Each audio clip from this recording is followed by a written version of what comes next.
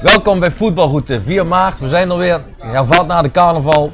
Vastelovend moet ik zeggen. Oh, sorry jongens, want ik ben niet zo thuis in dat gebeuren, in dat fenomeen. Roger Bongaerts, welkom. Dankjewel. Hoofdopleiding van VVV.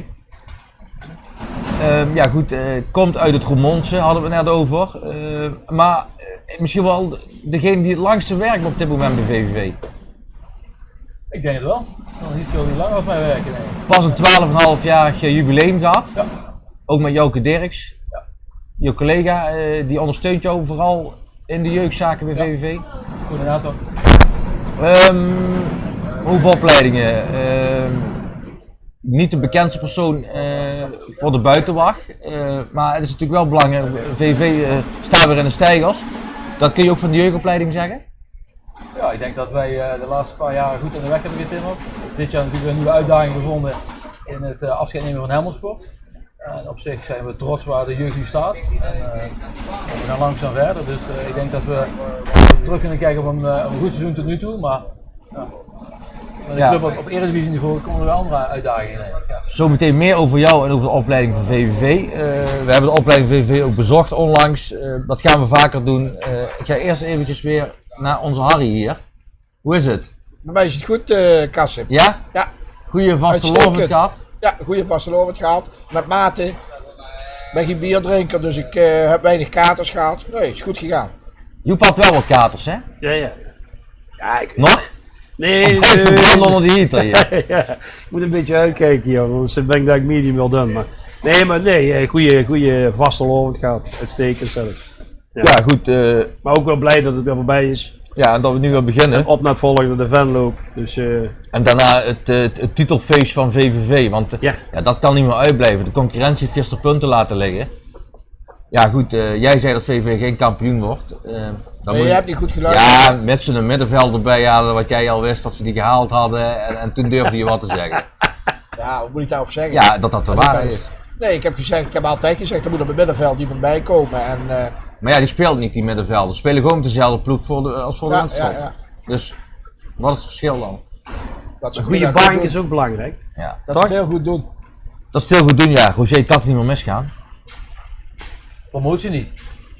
Titel wel, met Jong Ajax. Hadden we het net even over. Ja, kijk, Ajax zal kampioen willen worden, dus het blijft gewoon een concurrent. Ik kan wel roepen dat het geen concurrent is, maar die willen een kampioen worden. Ja, 8 punten verschil. Ze komen wel naar Venlo toe. Ja.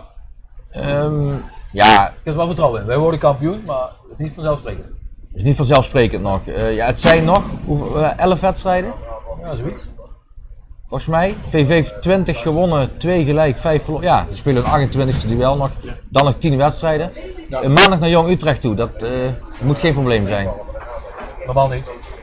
Maar Jong Utrecht staat 18e in de Jupiler League. Hebben we in Venlo gezien. Heb jij die wedstrijd bekeken toen? Nee. Ja, Jong Het kan wel anders zijn als er misschien nog wat spelers naar de eerste bij zitten. Ik weet even niet uit mijn hoofd tegen wie Utrecht dit weekend speelt. En welke dag, maar normaal gesproken zullen ze... Ja. Tegen VVV. Nee, FC Utrecht, de eerste elftal. Goedemorgen. Weet ik niet. Nee, maar goed, dan staat vrijdag de derby tegen Fortuna op het programma. Ja. Dan gaan we kijken.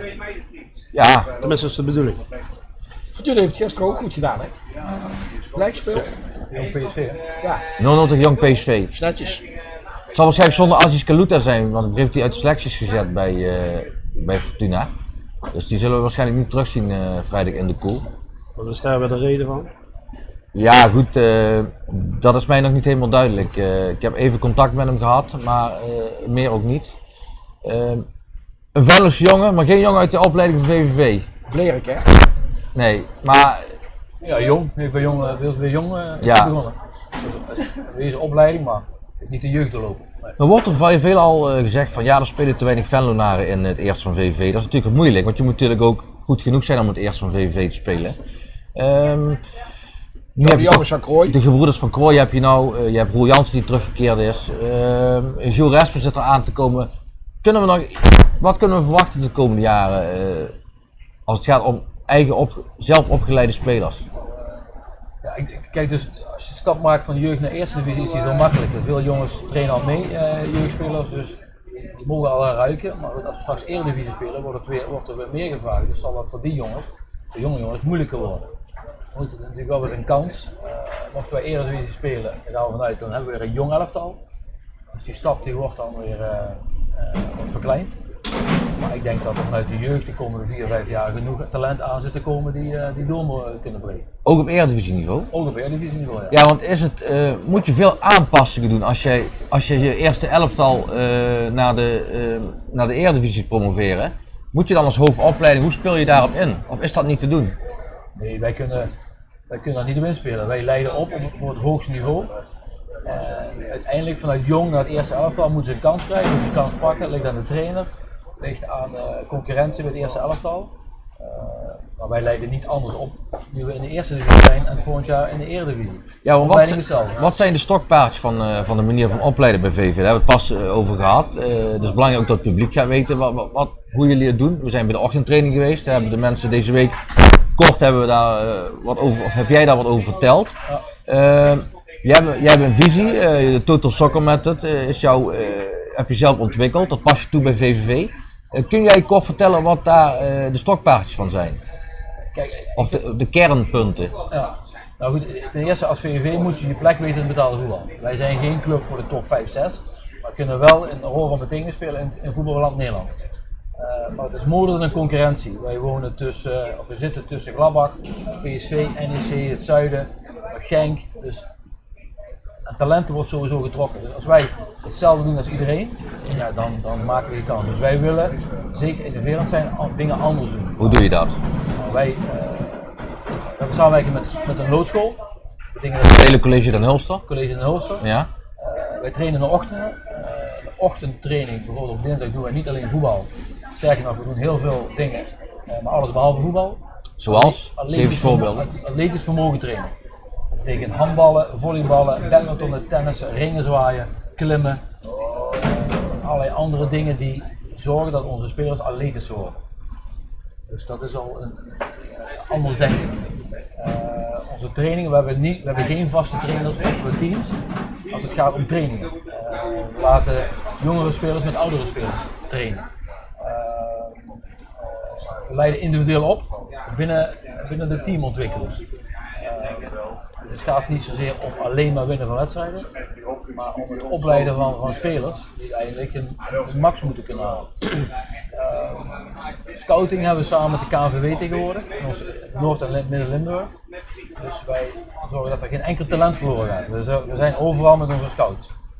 Ja, en zo proberen wij beetje bij beetje een opleiding te faciliteren die in deze omgeving de beste talenten aantrekt, maar zo op de beste manier opleidt.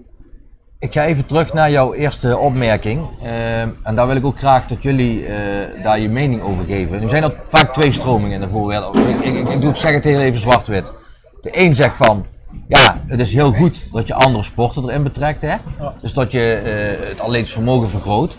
De andere tak zegt weer, je moet dat voetbal specifiek maken. Die oefeningen, kijk, nu oefen je eigenlijk puur doe je oefeningen die niks met voetbalbewegingen te maken hebben. Die er wel in thuis horen natuurlijk, hè, want je gebruikt je hele lichaam. Maar dan zegt weer andere mensen zeggen weer, nee, maar pas dat toe in voetbalhandelingen. Hoe kun jij zeggen van, dat hoeft niet of dat is niet nodig? Het gaat om je visie op opleiden. Mijn of onze visie is aanpassingsvermogen het belangrijkste. Topspelers moeten zich kunnen aanpassen aan omstandigheden. Voetbal is een sport die constant aanpassingsvermogen vergt. Het zijn constant wisselende situaties. Dus aanpassingsvermogen is het belangrijkste. En daarnaast is dat voorbeeld met die sokken trainen bijvoorbeeld, wat je pas aangaf. Ja, wij trainen op sokken, zodat spelers beter leren balanceren. Die moeten zich aanpassen. En als ze dat niet doen, dan vallen ze op hun bek. Nou, mooi. Maar wat voor oefening is dat dan? Dat is voetballen op sokken in de zaal. Dat is dan wel voetbal? Badmintonnen op sokken. Ja. Maar waarom zou je badmintonnen op sokken als je ook kunt voetballen op sokken? Omdat badminton, even terug. Ja? Transfer en retentie zijn de twee belangrijkste middelen in het leren. We hebben het over motorisch leren. Hè? En dan mag je dat even voor de leek vertalen. Transfer is dat je dingen in een ene situatie kan toepassen in een andere. En retentie? Retentie is dat je het onthoudt en kunt toepassen in een andere situatie. Dus als je gaat badmintonnen op sokken, dan moet je je balans houden. Dat vergt dus een bepaald voetenwerk. Dat voetenwerk kun je weer aanpassen, of toepassen moet ik zeggen, in een voetbalsituatie. Maar het idee voetballen leer je alleen maar door te voetballen is achterhaald, in mijn mening. Waarom? Omdat als je spelers eenzijdig opleidt, krijg je dus ook een eenzijdig product. En wat ik net zei, aanpassingsvermogen gewoon het belangrijkste is, moeten we in situaties plaatsen waar ze zich moeten leren aanpassen. En of je het over voetbal hebt, of over andere sporten, of over onderwijs, degene die zich het beste kan aanpassen in de omgeving, is vaak iets succesvol. En vanuit die visie leiden wij op. Ja, die wordt breed gedragen binnen de club. Binnen de jeugd, ja. Binnen de jeugd. Maar is er dan bijvoorbeeld ook, hoe is nou is het eerste elftal natuurlijk iets aparts, omdat daar ook nog niet zoveel mensen uit de jeugd spelen, in het vaste team dan. Ja. Hoe is de communicatie, de band tussen het eerste elftal en de jeugdopleiding? Of is dat totaal, zijn dat twee takken eigenlijk? Nee, helemaal niet. Meer dan zelf van de selectie is gewoon eigen jeugd. Dus Ja, oké, die meetrainen hè? Ja. Ja. Dat is één. Ja, Dries komt natuurlijk vanuit de eigen jeugd. Is assistent-trainer, dus dat is onze link naar het eerste elftal. Maurice is heel erg open naar jeugdspelers, ook in de communicatie, het bieden van kansen. En onze trainer Dominique van de onder 19 treedt met het eerste mee. Dus die link die is heel duidelijk aanwezig. Divisie wordt dus, je hebt heel veel jonge trainers in je trainerstaf zeg maar, van de opleiding. Daar zitten ook jonge trainers bij al wat meer ervaring. Bijvoorbeeld Joop Oosterveld, die heeft 15 jaar ervaring, zei je onlangs tegen mij. 15 weet ik niet, maar in ieder geval... Je zei 15 jaar, maar ik weet niet of dat misschien was dat iets korter. Ja, Maar die heeft wel langer ervaring. Ja. Als je dan kijkt naar weerstand richting jouw visie, moet er wel eens wat bijgesteld worden? Of, Gelukkig wel. ja, Wij hebben gewoon een open communicatie, een open omgeving waar iedereen zijn mening moet geven. Jonge trainers valt door mee, hè. Dominique is in de 40, totaal voorervaring, lange al trainer. Roy Schijven is in de 30, lang trainer. Monier, al jaren trainer. En we hebben ook jonge gasten. Maar goed, die balans zorgt ervoor dat we nieuwe invloeden hebben, nieuwe meningen, andere meningen. En dat zorgt ervoor dat ons leerproces en ontwikkeling, dat die gewoon dynamisch is. En iedereen moet en mag zijn mening geven. Daar doen wij iets mee in de praktijk. Geeft VVV veel geld uit aan jeugdopleiding ten opzichte van jaren terug? Nee, minder. Dus het is steeds een uitdaging. Als je het mij vraagt, mag er veel meer bij. Maar goed, je kunt wel vragen om geld. Het gaat er gewoon om dat wij moeten zorgen dat er een product staat aan het einde van de opleiding, waar we trots op zijn. We moeten het doen met de middelen die we hebben. Die zijn wel beperkt, maar goed, het zij zo. Ja. Joep, je hebt het net gehoord. Wat vind je daarvan dat er op atletisch vermogen getraind wordt zonder een bal? Zonder te voetballen? Ik hoorde dat gisteren van die sokken, Jules zei me dat heel eventjes, dat sokkenverhaal. Maar dat dacht bij mezelf, daar had ik ook nog niet over nagedacht. Dat is natuurlijk wel een heel belangrijk verhaal. Jules zei basketballen met sokken aan en op zo'n gladde vloer. Ja, dan ben je dus ook continu bezig met hoe je moet staan en hoe je moet afzetten en hoe je moet lopen. En ja, dat is natuurlijk iets wat je op een glad veld, of op een glad kunstgrasveld, waar toch veel wedstrijden op gespeeld worden, waar je mee te maken krijgt. En dan denk ik, ja, dat zijn goede dingen. Daar was ik zelf niet opgekomen. En wat vind je minder goed? Nou, ik vind het, tuurlijk, we hebben het daar net even in het voorgesprek met Roger over gehad. Het voetbal van vandaag de dag is natuurlijk niet het voetbal toen wij speelden. Er worden andere dingen gevraagd. We hebben het over atletisch. Ja, dat hadden we vroeger allemaal helemaal niet in de mond, dat woord, atletisch. Maar spelers worden, het tempo is veel hoger. Daardoor denken wij vaak dat het voetbal wat minder is geworden, vind ik. Omdat het tempo zo moordend is. Ja, moet je die bagage die je technisch hebt, moet eigenlijk nog veel beter zijn dan wat wij vroeger hadden. Is dat zo, Roger? Het voorgesprek inderdaad over gehad. Kijk, wij leiden op voor spelers die over 5 of 10 jaar in het eerste elftal betalen voetbal moeten spelen. Nou, we weten niet hoe dat eruit ziet, maar we gaan wel vanuit een paar kenmerken gaan we uit. En atletisch vermogen en explosiviteit zijn daar één van, dus daar moet je nu al mee beginnen. En het voetbal is inderdaad veranderd. Ruimtes zijn kleiner, het veld is net zo groot, maar de ruimtes waarin het voetbal zich afspeelt zijn kleiner. Er wordt veel meer verwacht van spelers in uithoudingsvermogen. Omschakeling. Omschakelen. Daar leiden we voorop. Daar is atletisch vermogen er één van. Maar vergeet niet, dat is één van de onderdelen. Hè. Voetbal is leidend. Kun je Victor van Crooij als een voorbeeld stellen van wat zo'n product is eigenlijk? Dat is ook een jongen die heel veel loopt, een groot loopvermogen heeft, niet echt een verfijnde techniek heeft, maar wel heel veel rendement heeft. Goed, ik vind Een beetje wel een moderne speler. Ik vind dat Vito met name een goede functionele techniek heeft. Is natuurlijk ook wel een product van de jeugd. Ook de ochtendtrainingen en waar hij heel veel andere dingen heeft gedaan. Maar Vito is wel een moderne voetballer, ja, die veel uithoudingsvermogen heeft, veel explosiviteit en doelgericht. Dus dat denk ik wel, ja. Ja, ik kan je een verhaaltje vertellen, sorry dat ik je onderbreek. Vroeger had ik Nederlands van Karel van Nistelrooy. Ja, Je kunt die naam looptrainer. waarschijnlijk dat was was ik 14 of 15. En we hadden een toernooitje in Stijl. En daar kwam hij kijken. Nou, en hij had een wedstrijdje gezien. En na de wedstrijd zei hij, wat vond je ervan? Ja, ballen kun je. Maar jij vergooit 50% van je energie door de manier waarop jij loopt. Je loopt totaal verkeerd. En toen begon eigenlijk langzamerhand ook binnen die voetbalclubs natuurlijk langzamerhand te trainen op lopen. Hoe moet je lopen? Toen dacht ik ook, zo, waar heeft hij het over? Maar dat zijn allemaal toch allerlei belangrijke dingetjes waar uiteindelijk Roger ook op uitkomt om het allemaal te perfectioneren. Belangrijke dingetjes. Er zit wel heel veel werk in wat je doet, hè? Want je doet heel veel research. Je gaat heel veel naar mensen toe om je kennis te verbreden, waardoor de opleiding een optimaler kan worden. Er zit nog wat, Ja goed, voetbal en maar ook de manier waarop wij nieuwe inzichten krijgen verandert zo snel. Het is niet alleen in het voetbal, sport algemeen, maar ook in andere zaken. Je kunt je niet buitensluiten van andere en nieuwe inzichten. Als we nog steeds leren tellen met een telraam, dan loopt de helft van de klas naar buiten op een basisschool. Dat kunnen we niet meer doen. We moeten nieuwe inzichten gebruiken.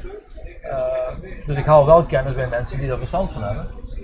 Voetbal is leidend. En daarin ondersteunend zoeken wij de link naar de wetenschap en naar andere takken van sport. Nu jij, sorry. Ja, daar verandert natuurlijk ook wel wat in de samenleving. Hè? Als je ziet dat als je naar de jaren kijkt dat Cruijff het voetballen, die zat op straat te voetballen. Die was altijd op straat te voetballen. Die generatie zat altijd op straat. Zaten ze of renden ze over straat? Ja, ze renden over straat. Okay. Maar de laatste generaties die, als je ziet, die zitten veel meer achter het beeldscherm, zitten meer binnen, hebben dit ook wel nodig, denk ik. Dus daar is natuurlijk wel wat gebeurd in die samenleving door de jaren heen. Maar nu die voetballers veranderen, hè? Je kijkt anders naar voetballers, je kijkt meer naar het loopvermogen. Dat is ook het omschakelen van balverlies naar balbezet, vice versa bij. De ruimtes zijn kleiner. Scout je dan ook anders op spelers? Absoluut. Wij kijken, als wij jonge jongens vaak 6, 7, 8 jaar bij ons hebben, dan kijken we absoluut naar motorische vaardigheden, hoe een kind beweegt. Kinderen bewegen tegenwoordig zo slecht, zitten veel achter de beeldschermen. Wat hij aangeeft dus net. Ja, absoluut waar.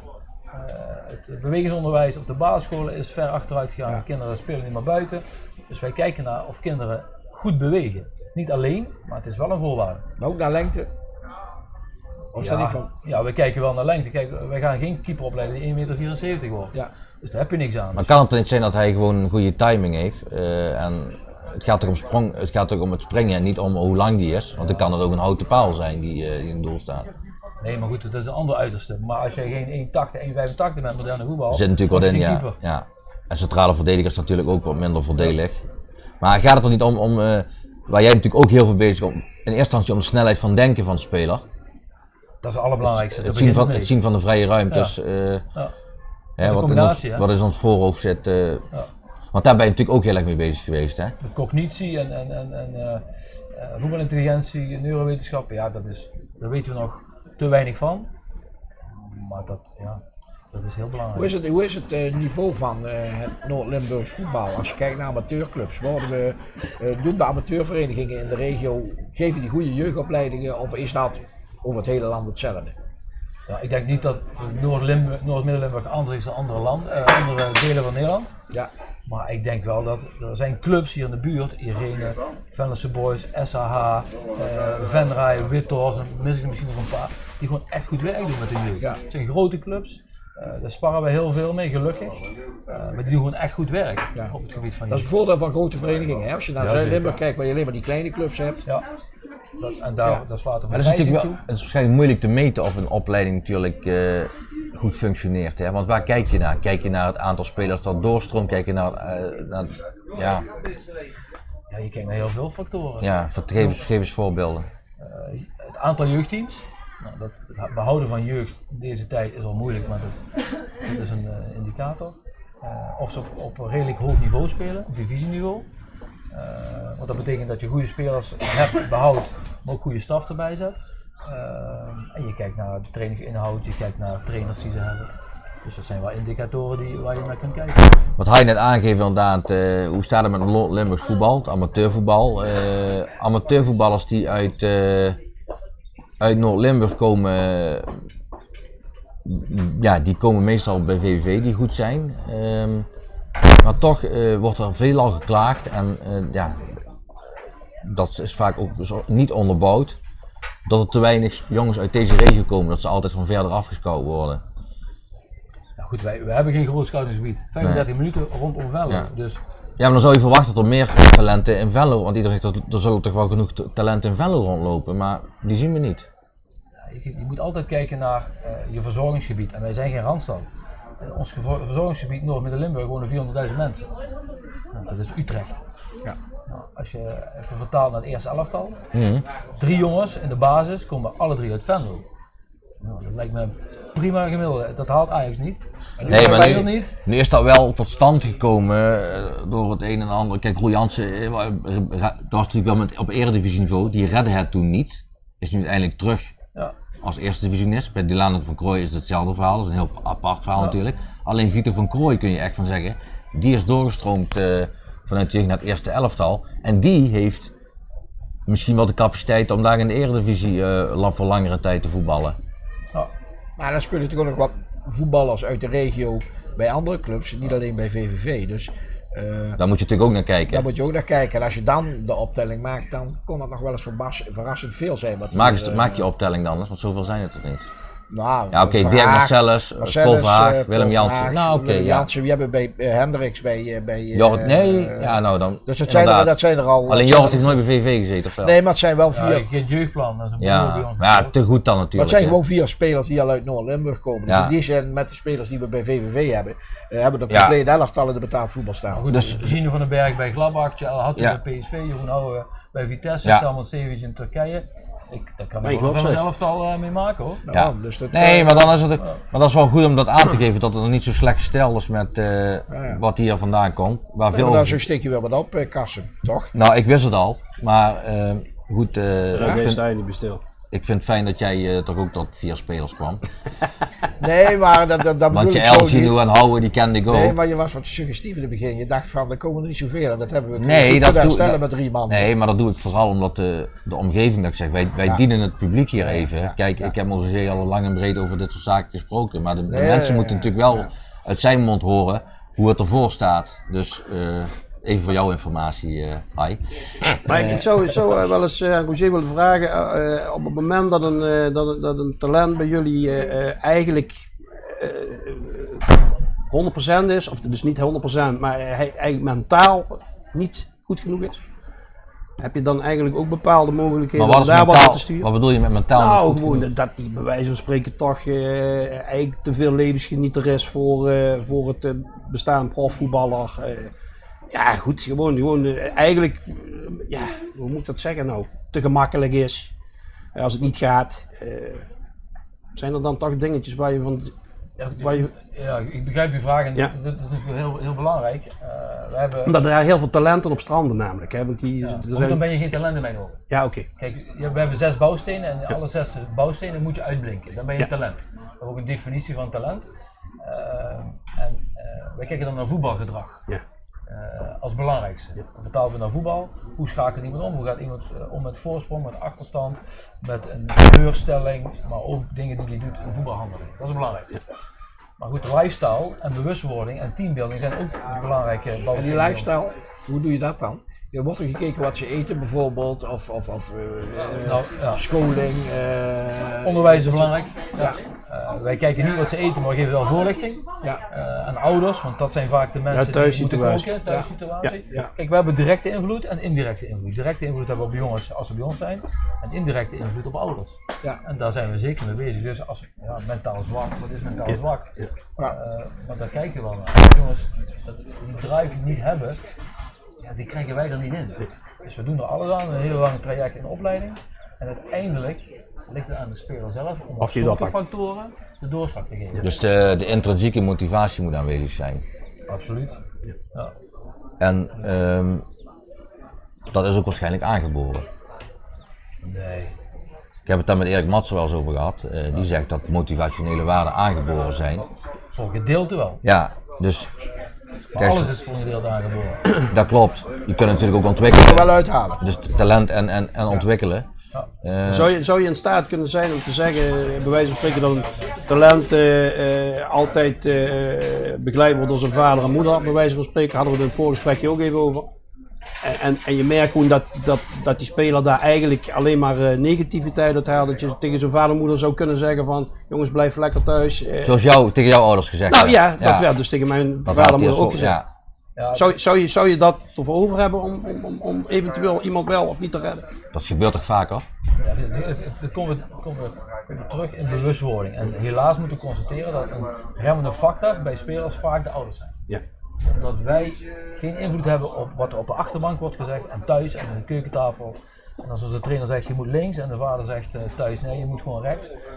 Ja, dan wordt het heel lastig. Dus dat is indirecte invloed die we hebben, die willen we absoluut uitoefenen. Maar we kunnen niet alles in de hand hebben, dat gaat gewoon. Hoe gaat, nog een ander punt bijvoorbeeld, hè? Hoe borgen jullie dat een voetballer die een opleiding heeft bij VVV, bijvoorbeeld 5 of 6 jaar, niet dan weggekaapt wordt door een andere vereniging? Zijn daar spelregels onderling voor afgesproken? Ja. Ja? Nou, er zijn UEFA en KNVB-regels. Dat is ook poolgeld, hè? Ja, poolvergoedingen. Vooropgesteld, we hebben spelers die naar Schalke zijn gegaan, naar PSV, naar Vitesse. Ja, geeft Die de ga je met de voorbeeld. fiets brengen. Geeft de Ja. voorbeeld. Ja. Prima als ze op een hoog niveau kunnen acteren en zich daar beter kunnen ontwikkelen, op een nog een hoger niveau. Ja, vooral laten, prima. ja. Maar dat is met Jeroen Houwen van Vitesse ook het geval geweest. Met 16 jaar weggekocht bij ons. En Maar wat dat is krijgt prima. VVV dan? €13.000 per jaar dat ze bij ons in de opleiding Ja, zitten, ja. vanaf de onder 12. Dat zijn gewoon de UEFA-regels. Ja. Nou, die voeding, dat is natuurlijk ook een belangrijk onderdeel. Dan gaan we even naar een filmpje van jou kijken. Misschien dat jij de spelers van VVV kunt gaan voeden. Ja. Minuutje, de snelle service. Dan komen 6 maart meer van zien. Of nee, Bendels? Ja, dat is wel de bedoeling, ja. Ja. Ja, we hebben vorige week een filmpje online gezet. Had ze Ik gezien. zeg ook het was niet meer normaal wie vaak het gefilmd of wie vaak het gedeeld is.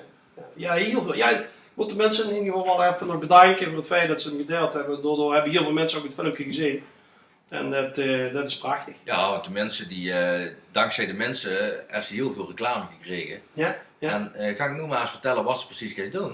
Nou ja, we starten aanstaande maandag, 6 maart, starten we met de snelle service. Ja. Mensen kunnen online bestellen. Of eigenlijk alleen maar online bestellen. En ze kunnen dan kiezen of hem ook online te betalen of contant aan de deur. Contant aan de deur, dus je kunt niet met een pinapparaat aan de deur. Nee. Dus of contant betalen aan de deur of online bestellen. Maar dan wil ze eigenlijk toe dat alles online besteld hebben. Ja. En online betalen is natuurlijk dan ook ideaal, want dan hebben ze niet zoveel geld op zak naar Centrië. Ja, maar ik hier heet een bliksem, koud een bleugehaakballen, wat hebben ze wel allemaal niet? Nou ja, dat doen we eigenlijk al bijna 30 jaar, een beetje de ouderwetse keuken. Ja. Dus een pureetje goed, lekker met echte boter en met melk klaargemaakt en die goede patat of gebroken. Maar, wat staat er op die kaart? Ja, wat ik hier even, dat Ja? moet ik even zeggen, want dat ben ik de vorige keer vergeten te zeggen. De toetjes die we gaan doen, die werden door banketbakkerij Lamers op de parade speciaal voor ons gemaakt.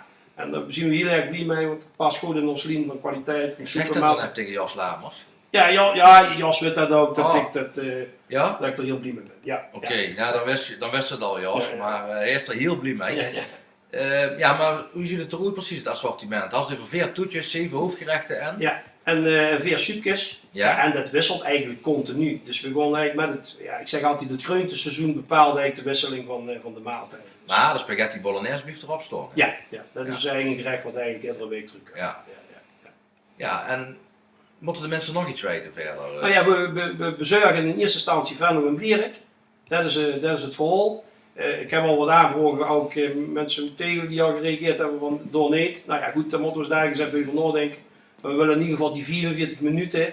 Dus op het moment dat mensen bestellen, bezorgen we binnen 44 minuten koud en hoes. We kiezen ook voor koud, omdat we vinden van als we het warm moeten bezorgen, dat het gewoon kwalitatief niet goed is. Oké. Dus mensen kunnen het zelf verwarmen, magnetron, oven. Ik zeg in de oven, want dan krijg je het beste tot je gerecht. En even kijken, wat moet ik nog meer zeggen. En vanaf €15 komen we gratis bezorgen.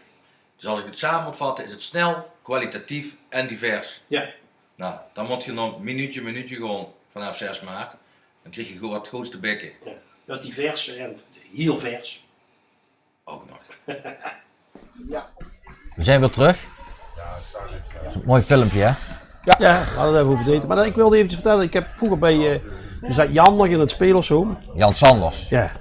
En die is er nou niet meer, heb Dat ik klopt. begrepen. Dat klopt. Heel lang spaghetti bolognese geleverd. Ja? Ja, die kwam Tiziana Babangida kwam dat altijd bij mij op Ja. de zaak halen. En volgens mij zijn ze Met er zijn toen, fietsje waar een motortje op zat. maar volgens mij zijn ze er toen ook achter gekomen dat ze het voedingspatroon moesten veranderen. Nee, dat was Ja, goed. volgens mij zijn ze toen inderdaad getekend, dat was te dik. Want het Ja, was te want veel Graaf, pasta. ja, dus jij bent het schuld dat Maurice Graaf op een gegeven moment niet meer kon lopen. Nou, ja, Maar dat maakt niks uit, want als spits hoefde hij kan ik niet me te eigenlijk veel. niet voorstellen, want zoveel zit er niet in. Ja, maar als het lekker is, eet je veel. Je moet er niet bij jou aan. Ja. Waarom niet? Als het lekker is, dan eten ze veel. Dan moeten ze niet bij jou aan. Ja, nou goed, voeding is belangrijk.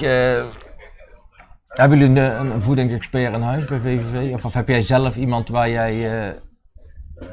Ja, we hebben al inmiddels 2 of 3 keer voorlichting gehad van voedingsdeskundigen aan de jeugdspelers. En ook 1 keer aan de ouders. Uiteindelijk zijn dat degenen die koken. Want jij bent onlangs ook bij AZ geweest, hè? Ja, niet onlangs. Daar hebben ze Esther van Etten als voedingsdeskundige.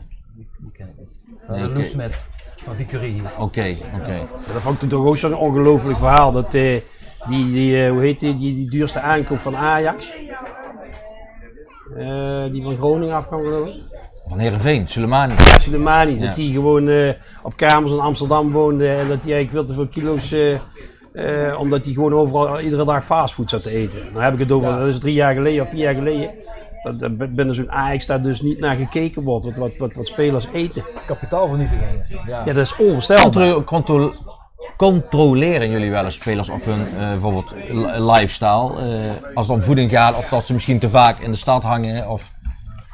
Ja, we hebben trainers die op zaterdagavond de stad afgaan. Nee. Nee. Zondag Nou ja, goed, wij, met Düsseldorf deed dat wel. Zie ze zaterdagsmorgen nog in de Ja. stad Ja. rondlopen. Nee, we hebben testen meten elke maand. Ik heb het over jeugdspelers. Hè? Ja. Dus dan kunnen we wel goed in de gaten houden, het vetpercentage, groei en dergelijke gewicht. Nee, maar we hebben niet iemand die de stad afstaat. Nee. Goed, uiteindelijk is dat ook wel een natuurlijke afscheiding op een gegeven moment. Diegenen die dat doen, die haken af. Natuurlijke selectie. Dan heb je bijvoorbeeld over een George Boots, wat een talent was, maar inderdaad ook misschien explosief niet zo paste in het betaald voetbal, of explosief gezien, maar ook van een biertje houdt. Dan maak ik even de brug naar het Venlo zelftal, hè, want daar maakt hij onderdeel van uit. Hij staat er op dit moment niet in. Hij liet het een beetje hangen tegen Blerik. Hè? Ja, misschien moet je hem inderdaad even wel een beetje kietelen dat hij niet meer in de basis staat. Nee, maar het is natuurlijk wel een goede voetballer. Weet je wat het is? Ik vind het ook. Wat zeiden we stonden daar met Jai Driessen, jij en ik, en Ja. toen waren we het over eens dat... Dat het een hele goeie is. Ja, nee, maar ook dat hij te weinig bracht. Ja, nee, oké. Kom, we gaan nog niet voor de camera. Nee, maar leugens- dat was ik zo in die wedstrijd, bracht hij zeer zeker veel te weinig. We gaan nog niet zeggen dat het goed was terwijl we toen zeiden dat het slecht was. Want, dat is ook niet zo. Nee, dat is zonder meer niet zo. nee, maar hij hoort er wel in thuis. dat is ook, als je trainer bent, is natuurlijk toch ook het hele moeilijke van het verhaal. Denk ik, die moet je over zijn bol aaien en die moet je een schop onder zijn reet geven. En ik denk dat Sjors geregeld eigenlijk een schop onder zijn reet moet hebben. En, Maar het gaat niet alleen om Sjors, het gaat om het hele Venlose elftal. Ik had het er net met Roger over en dat was eigenlijk de vraag net van tevoren. Het Venlose elftal moet natuurlijk een tegenstander gaan krijgen. Ja. We zijn er niet uit welke tegenstander dat wordt, of dat een eerste klasse van amateurvoetbal wordt, of dat bijvoorbeeld onder 19 VVV wordt. Maar als Roger net zegt van, ja normaal gesproken is een eerste klasse tegen een onder 19 elftal kansloos, of ja kansloos wordt het lastig voor ze. Dan moeten het Venlose elftal misschien denken maar als eerst tegen Wetorst laten spelen. misschien wel heel verstandig. Of denk je dat een Venlose elftal die eigenlijk niet trainen. Maar kunnen we bijvoorbeeld Venray en Wetterlos niet zo ver krijgen dat die met een soort Combinatie elftal, zelf dat had ik ook net, ja, gewoon te misschien denken. wel leuk. Want als een Venlose elftal tegen een onder 19 team VV speelt, dan denk ik dat ze op alle fronten weggespeeld worden. Ja, goed, ik heb het Venlose elftal gezien, er zitten natuurlijk heel veel jongens bij Die in de jeugd- opleidingen. ja, Dus het zou, maar die zou wel leuk zijn om daar tegen te spelen. Ja, dus goed, daar sta je dus voor open als hoofdopleiding om zo'n wedstrijd te spelen. Ligt aan de timing. Ja, Heel veel met natuurlijk. de trainer overleggen. Ja. Maar het is wel leuk om die jongens weer een keer te zien. Nee, maar dat is voor mij de vraag van, kijk, en dan kom ik ook weer terug op dat waar we het net over hadden. Als je het over de Huub Verkoelens en die oud-voetballers allemaal en de John Bucksaks en noem ze allemaal, maar die altijd roepen van ja, dat is ook een goede voetballer, laat hem meetrainen en je speelt zo bij VVV. Om te laten zien van hoe groot het niveauverschil eigenlijk is. Tussen jongens die bij een onder 19 spelen of bij jong VVV, heb ik het niet zo over het eerste elftal. En dan die beste talenten uit Venlo daar tegen laten voetballen. Er zijn natuurlijk heel veel jongens bij die al bij VVV gezeten hebben die het niet gehaald hebben. Shaquille Simons, Rick van Beek heeft dan wel een jaar Jupiler League gespeeld, maar uiteindelijk ook. Oh, meer jaren. Wel meer jaren, maar die hoort daar ook nog bij. Ja, van belang is dat Roger ervoor open staat. En dan moeten wij Ja, zorgen. goed, daar hebben we het net over gehad, Ja. maar het gaat er maar even om dat niveauverschil eerst maar eens duidelijk gemaakt moet worden. En misschien moeten we maar eens eerst beginnen om het Venlo zelf tegen de eerste klasse te laten voetballen. Ja, ik denk dat het een goed verhaal is. Of denken jullie dat ze even onder 19 VV oprollen? Nee, maar daar gaat het zich niet om. Dus natuurlijk, ik denk voor het Venlo zelf dan zou het heel leuk zijn natuurlijk om tegen VVV onder 19 te spelen. Denk ik. Ja, ik weet niet of dat voor onder 19 VV dan leuk is. Nee, maar dat is het verhaal wat ik zeg. Dat moet Roger maar bepalen. Ja, Het ligt erin hoe iedereen speelt. Shaquille en Shores en nog een paar namen voorbij. Ja, dat zijn gewoon echt prima voetballers. Sander Lenners heb je die ook nog gehad? Ja, niet zelf, maar die zat. Rodi van de Heuvel. Ja, die ken je allemaal, ja. Ja. Ja. Timo van Maris. Timo, ja. Van naar Fortuna gegaan. Bij Renen lopen ook een paar leuke voetballers rond trouwens. Dus ja goed, hi, zeg jij eens wat. Ik volg het amateurvoetbal te weinig om daar een beeld te Wordt toch tijd dat hij dat wel eens meer gaat volgen, hè, Joep? Ja, we doen ons best. Ik ga wel eens af en toe kijken, maar ja, kijk, voor jou is dat ook beroepsmatig natuurlijk, ben jij daarmee bezig. Ik ga af en toe kijken en dan zie je af en toe een goede voetballer, maar dan zie je te weinig. Wil je echt een kijk erop hebben, dan moet je ook alles zien, dan moet je van alle clubs ook een beetje de in- en outs weten. Want ik kan Dekker wel een goede keeper vinden bij Blerik, toch? Ja. Als ik die andere keepers niet heb gezien, dan is het lastig om daar een Ja, oordeel Jordi te geven. Strumpen doet het op dit moment heel erg goed bij Venray. Dekker is natuurlijk ook een geweldige keeper, alleen de Ja. laatste tijd, ja, bij Bleek gaat het ook niet echt, het heeft er misschien ook mee te maken. Dat is ook wel aan de zware kant. Ja. Ja, maar het is wel natuurlijk belangrijk. Schrijvers ook. Piet Schrijvers, ja, dus Was ook aan de zware kant. ja. Weet je die andere die wel voor de naam of? Jeroen Verhoeven. Ja, daar zei René van der Guijten van dat hij die bal niet over de lijn had Ja. geduwd. Of dat hij hem voor had geduwd. Nou goed, dat Venlo zelftal, dat is, blijf het invullen alsjeblieft. Want we moeten daar een balans van op gaan maken. Ja, we moeten ook een eigen datum weten. Wanneer we die wedstrijd tegen wie dan ook gaan spelen. Ja, nou goed, het is ook belangrijk wie erin staan. Ja, nee, tuurlijk. Dat is ook een taak aan jullie. Maar dan kunnen we in ieder geval de rest een beetje gaan organiseren als we die datum hebben. Ze Ja. moeten ons management maar eens aan de slag Ja. laten gaan, Joep. We gaan over naar de Toto, naar die amateurclubs. EFC Blerik, Joep een 2, Hai in 2, ik heb EFC laten winnen en Roger zegt een gelijkspel. Toto, Irene Liesel heeft iedereen Irene laten winnen. FCV Zwalmen heeft iedereen FCV laten winnen, alleen ik zeg dat het een gelijkspel wordt. West Ham United tegen Chelsea, een gelijkspel zegt Joep, dat zegt Hai en Roger en ik laten Chelsea winnen. Spannende club van VV West Ham United, daar is Joop Oosterveld nog onlangs geweest trouwens, die zit hier, dat kunnen jullie niet zien. Die is 5 dagen op bezoek Die geweest. is 5 dagen op bezoek geweest. Was het gezellig Joop? Ja? Ah, dat is het belangrijkste Dus de hè? opleiding van West Ham gaat nu ook stappen maken. Ja. Eindelijk. Ja, die samenwerking is dat ook, want kijk, nu zegt iedereen van ja, ze hebben een speler van Arsenal gehaald, waarom niet van West Ham United? Dat moet natuurlijk ook passen bij het eerste. Maar hoe zit dat bij de jeugdopleiding? Ik ben een maand of 2 geleden daar geweest. Joop is met carnaval daar Ja. geweest. Ja, dus de samenwerking uitzicht nu, met name in het delen van kennis, opdoen van ervaring. En daar zien we absoluut de toegevoegde waarde in. Kijk, spelers, ja, daar hebben wij geen invloed op. Nee, maar dat is ook niet Dat jullie... zou fijn zijn, Ja. maar goed, het moet ook allemaal passen. We moeten hem ook niet te moeilijk maken en niet te veel van verwachten, maar op dit moment Maar is dan, dat prima. dan kunnen we nog wel, ik ga maandag naar West Ham toe, dan kunnen we nog wel binnenkort wat meer over laten zien en vertellen. Ja, Jong Utrecht VV laten we allemaal VV winnen. Ja, Ik mis één wedstrijd. ja, maar daar gaan we naartoe vanmiddag. Ja. Ja, je hebt je tijd, helaas, jammer. Ik ga met Hai Jansen mee naar Borussia Mönchengladbach tegen Schalke. Ja, ik heb de jasjes klaar liggen, die sjaals. Nou, Petjes. voor mij hoeft dat niet. Wat dit?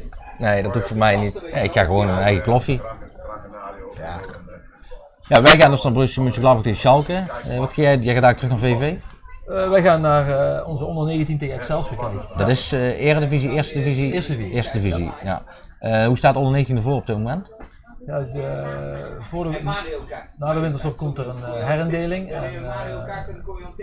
dan staan we in de middenmoot ergens. Oké. Ontwikkelen is het belangrijkste natuurlijk. Ja. Maar Veel winnen, jongens van onder 17 doen mee. de Op de ouderen, basis. bij de ouderen is winnen natuurlijk ook een onderdeel van het ontwikkelen. Absoluut. Bij alle leeftijden hoor. Joep, wat ga jij doen? Ik moet nog eventjes wat puntjes op de i zetten voor aanstaande maandag, dat we met die snelle service gaan beginnen. Oh ja.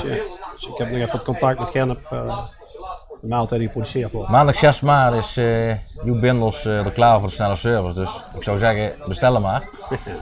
Ja goed, Roger, ik wil je bedanken voor je komst. Graag gedaan. Tot een volgende keer.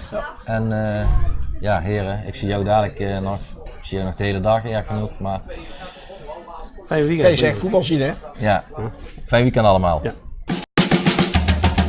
He loves you, but does he mean it? Does he know what love is? Has he ever seen it? One more time, it's all we needed. His love is precious, but his love is fleeting. It's ain't only fairy tales, but if this was a perfect world, I wouldn't have been distracted by another girl. It would have been you and me, incredibly. Now you know I wasn't back, and if you're happy, just